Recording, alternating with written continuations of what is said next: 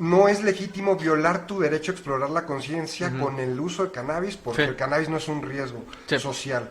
¿Este análisis aplica para otras sustancias prohibidas? ¿Te parece? Sí, o sea, estaba dando una vueltezota para llegar a, pero perdón, sí, o sea, me estaba divagando demasiado. O sea, sí, de hecho, a lo que voy es que incluso, por ejemplo, el caso de los hongos, en estas estadísticas que se han elaborado acerca de seguridad, ha resultado ser la sustancia más segura. Hablamos de sustancias psicoactivas. Entonces, si lo comparas, por ejemplo, el caso del cannabis, no hablamos de que se genere una adicción como tal en el sentido de otras sustancias y tal, pero sí hablamos de que cuando no se da el consumo en los contextos adecuados, pues muchas veces esto deriva en consumo problemático, en un montón de cuestiones ahí sociales que solamente retroalimentan pues problemas, ¿no? Que se replican problemas sociales, etcétera. Con el caso de los hongos se sabe que son sustancias extremadamente seguras, y si lo comparas, por ejemplo, con el tabaco, que tiene una disponibilidad en cualquier lugar y que tiene un precio muy accesible, etcétera, etcétera, no hay razón para que las sustancias psicodélicas no estén reguladas. Sí, la cuestión aquí es que realmente me parecía que no hay una presencia a nivel social lo suficientemente contundente como para visibilizar el movimiento. O sea, eso iba mi comentario anterior de las organizaciones. Y todos están trabajando por su cuenta y por lo tanto pareciera que no se está volteando a ver el tema de los psicodélicos. En este punto, hago un paréntesis porque hay organizaciones que lo están haciendo, ¿no? La Asociación Niérica para la Preservación de Plantas, la Sociedad Mexicana de la Psilocibina, ¿no? En Vía Sinapsis, a través de los congresos. O sea, sí hay estos esfuerzos, pero no son suficientes para visibilizar. Y hay mucha gente haciendo trabajos independientes que por el tabú y el estado legal de estas sustancias muchas veces no quiere visibilizar sus investigaciones y por lo mismo se inhiben este deseo de que haya iniciativas con respecto a esto. Sí, y es que me parece interesante empezar con este tema porque me parece que la interpretación que hace el ministro Saldívar, hoy presidente de la Corte, puede ser un antecedente que sirva al futuro de los psicoactivistas para decir, oye, aquí hay un antecedente de un ministro que dijo que es inconstitucional la prohibición que me haces de acceder a mi conciencia, la exploración de mi conciencia, debido a la cantidad de evidencia que hay de que esto es seguro tanto individual como socialmente, y que esto puede ser explotado a futuro por los psicoactivistas que defiendan el uso a nivel terapéutico o simplemente a nivel personal de otras sustancias. Pues es que hay un antecedente inmediato de esto que dices. Hasta hace no mucho se trató de conseguir un amparo para el uso de hongos psilocíbicos. Sí, platícanos, Iván. Es justo un poco a lo que voy. Justo se rechazó, y cuando te pones a ver un poco el argumento que se trató de promover, era básicamente una réplica del argumento del cannabis. Lo cual, está bien en el sentido de que haga referencia al derecho al libre desarrollo de la personalidad, porque finalmente eso es la base. Y en el fondo lo podemos relacionar con este tema que hablábamos de la libertad cognitiva. Pero se quedó en eso, o sea, no fue más allá como en hacer una investigación rigurosa de la bibliografía académica sobre el tema, que en el caso de la psilocibina es abundante. Hay un montón de centros de investigación en Europa que están haciendo investigación con psilocibina en este momento. Entonces, siento que quisieron únicamente como apoyarse en que ya el cannabis lo había conseguido y que por lo tanto tenía que ser así, un poco lo que tú decías, como en automático para las otras sustancias, y me parece que eso no les fue lo suficientemente convincente a los jueces. Creyeron que se estaban sencillamente agarrando como de algo que se había hecho, no dieron la cantidad de argumentos lo suficientemente sólidos, convincentes, y eso hizo que fuera para atrás. Pues sí, pero es muy interesante porque el año pasado otorgó la Corte también un amparo para uso de cocaína. Sí, eso fue otra. Yo no estuve tan enterado de cómo fue eso. ¿Tú sí? Pues el argumento fue básicamente el mismo. De cannabis, para uso personal, por el derecho a la libertad individual. Pero esto lo que me parece que demuestra o exhibe es que pues hay un trasfondo político en la negativa del amparo para usar psilocibina que comentas, me da la impresión. esta forma de parar y decir, al rato me van a pedir, o sea, de cualquier cosa y no quiero permitirlo. Bueno, en el pasado 19 de septiembre, o sea, no de este año, del anterior, la Sociedad Mexicana de la Psilocibina presentó un documento con Claudia Sheinbaum, donde se solicitaba precisamente la decriminalización de los hongos de psilocibina, algo que está muy chido porque esto funcionó en Estados Unidos, el movimiento de Decriminalize Nature consiguió la decriminalización de sustancias en Oregon, en Denver, en un montón de ciudades, en Oakland, un montón de lugares en Estados Unidos, varias ciudades en California, gracias a estos movimientos sociales. Pero volvemos a lo mismo, en México no son lo suficientemente sólidos todavía, y ese es un trabajo que Mindsurf y las demás organizaciones estamos haciendo. Sí, y bueno, ahora que comentas ese tema, qué bueno que lo traes porque ese día también hubo una marcha, fue el mismo día, ¿no? Una marcha a favor de la regulación de los hongos. Es la segunda sustancia ilegal a favor de la cual se marcha en México después del cannabis. El cannabis, la marcha del cannabis en México empezó en el 2001, me parece, ¿no? O sea, es bastante vieja, tiene ya casi 20 años.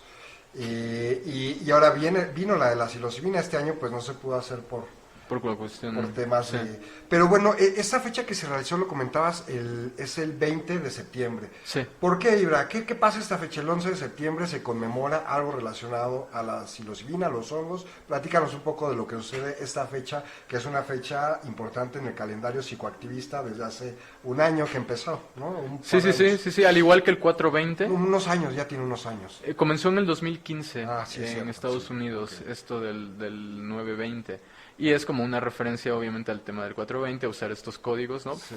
Y tiene ahí algunos significados. O sea, esencialmente se eligió esa fecha porque está muy relacionada con el equinoccio. Y toda esta idea de que el equinoccio trae energías para equilibrar es también muy cercano al inicio de otoño, ¿no? Sí, 21-22 es el equinoccio de otoño. Sí. Ajá, entonces justamente tiene como esta idea de transformar, etcétera. Pero bueno, comenzó en Estados Unidos y está muy ligado justo a este movimiento que te platicaba, de Decriminalize Nature, que ha logrado precisamente movilizar a cantidades enormes de personas que han visto por la decriminalización, que no es lo mismo que legalización, eso es importante aclararlo, de la psilocibina, porque hay que recordar, o sea, es lo que te decía, la psilocibina aparece en el ranking más bajo de peligrosidad con respecto a sustancias psicoactivas. Nada que ver con una sustancia que sea dañina, no solo eso, es una sustancia que promueve la neurogénesis, la neuroplasticidad, la capacidad de las neuronas de regenerarse y de crear nuevas vías en el cerebro. Por otro lado, es una sustancia que ha demostrado efectividad para tratar depresión, ansiedad, problemas de adicción, tabaquismo, alcoholismo. Es una sustancia que realmente es muy, muy segura, ¿no? Tiene más pros que contras y que se ha demostrado que en estos entornos controlados puede ser súper benéfica. Entonces, realmente es junto con la MDMA la sustancia que tiene... Sí, que está más estudiada en este momento y que tiene más probabilidades de que muy pronto sea integrada a la medicina occidental. La cuestión aquí es que si los psicoactivistas no tienen como conciencia total en lo que está ocurriendo, puede llegar a ocurrir que lo que pase sea que lo que se trabaje a nivel farmacéutico sea psilocibina sintética y no hongos psilocíbicos, lo cual sería una pena, considerando que esa psilocibina sintética va a costar muy cara y que los hongos son algo que es muy accesible, se puede cultivar, se consigue en la naturaleza, siempre y cuando tengas criterios muy buenos de identificación, puedes tú mismo identificarlo, ¿sabes? O sea, no hay razones por las que esto siga estando prohibido. Me parece que con los hongos y con la psilocibina en el campo de la medicina psicodélica pasa algo parecido con lo que pasa con el cannabis en el campo de la política de drogas, ¿no? Cuando uno habla de política de drogas se va casi automáticamente a hablar de cannabis. Exacto. Cuando uno habla de medicina psicodélica, como más o menos nos pasa ahora, uno se va muy directamente a hablar de psilocibina por los, como lo comentabas, los resultados, la inocuidad que representa y demás. Y mencionabas una segunda sustancia, la MDMA, pero hay muchas más, ¿verdad, Ibra? La LSD es otra gran opción terapéutica, también con un rango de seguridad muy amplio en términos toxicológicos, la ketamina y muchas otras. Entonces es un campo a explorar muy grande y que promete mucho. ¿no? Sí, hay un montón de lugares, o sea, la MDMA está siendo estudiada principalmente en Estados Unidos, la Universidad de California trabaja con MAPS, la Asociación Multidisciplinaria para Estudios Psicodélicos, y están ya en estudios de fase 3. Entendamos, fase 3 ya es a punto de que se convierta en un fármaco y que esté en la calle, en las farmacias, funcionando, claro, bajo prescripción médica, ¿no?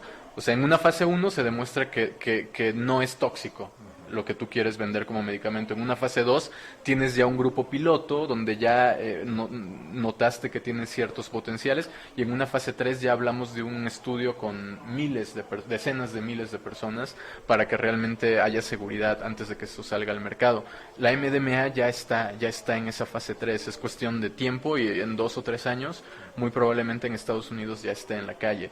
El caso de la psilocibina está siendo más estudiada en Europa, ¿no? Hay varias asociaciones, el Instituto Hefter, la Fundación Beckley, está el Centro de Investigación Psicodélica en John Hopkins, está, bueno, en Estados Unidos el Instituto de Estudios Integrales en California, que también hace investigación psicodélica.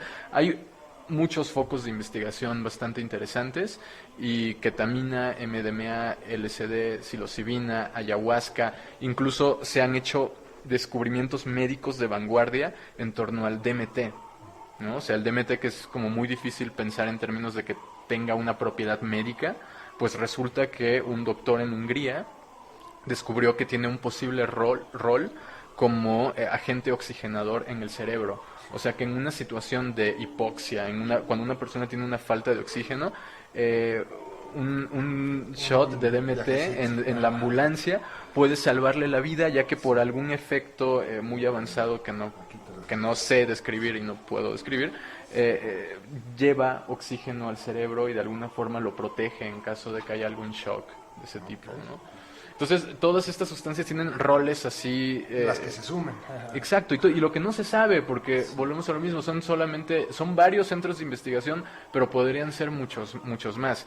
Y todo eso, pues, en países como México, lamentablemente, no sé, hay muchas trabas, ¿no? Para que esto pueda realmente concretarse sólidamente.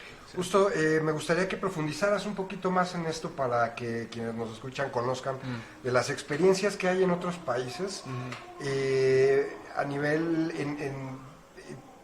de regulaciones que hayan sucedido para permitir investigación y uso terapéutico de estas sustancias. Ya lo comentabas, ¿no? Más o menos, pero algunos casos puntuales que nos puedas dar y estudios que conozcas, qué está sucediendo en otros lados del mundo al respecto a la investigación con ese tema. Sí, bueno, un poco lo de los estudios ya lo delineaba, ¿no? O sea, realmente si entran a páginas de renombre como Nature, ¿no? O Scientific American, estas revistas que es como que el top o sea, que lo que aparece ahí es, digamos, lo que está científicamente consensado a nivel mundial, y no te metes en esto de teorías alternativas y tal. Entra a páginas de estas super serias, y como obviamente son páginas en inglés, pero si escribes psychedelics y miras la cantidad de estudios, es realmente sorprendente, y te vas a dar cuenta que todos estos vienen como de 2013, 2014 para acá, o de los 10 para acá.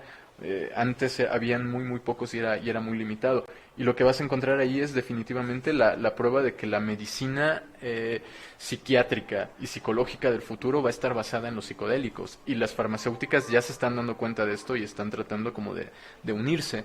Entonces, los principales lugares que están haciendo esto, o sea, Inglaterra, con John Hopkins, y en Estados Unidos con varios lugares en California que se están dedicando, MAPS, que está también en California, el Instituto de Estudios Integrales de California, la Universidad de California. O sea, sí hay varios, también existen estas super conferencias, Psychedelic Horizons, Breaking Convention, que son como los puntos en donde los investigadores se están congregando para compartir todas estas investigaciones y tratando un poco de generar las mismas oportunidades y los mismos escenarios en nuestro país. En Vía Sinapsis es que ya por 7º año consecutivo hacemos este congreso, que viene a ser un poco, junto con los que organizaban ustedes también en la ENA, un poco como estos pocos puntos donde donde se puede dar cabida a las diferentes voces, a los diferentes discursos en torno a este tema, que es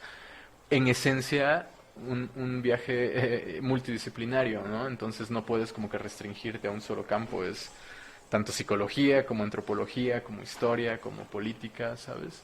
Todo Sí, está ahí mezclado. multidisciplinario. Ujú. Y justo, qué bueno que lo mencionas, Ibrahim, porque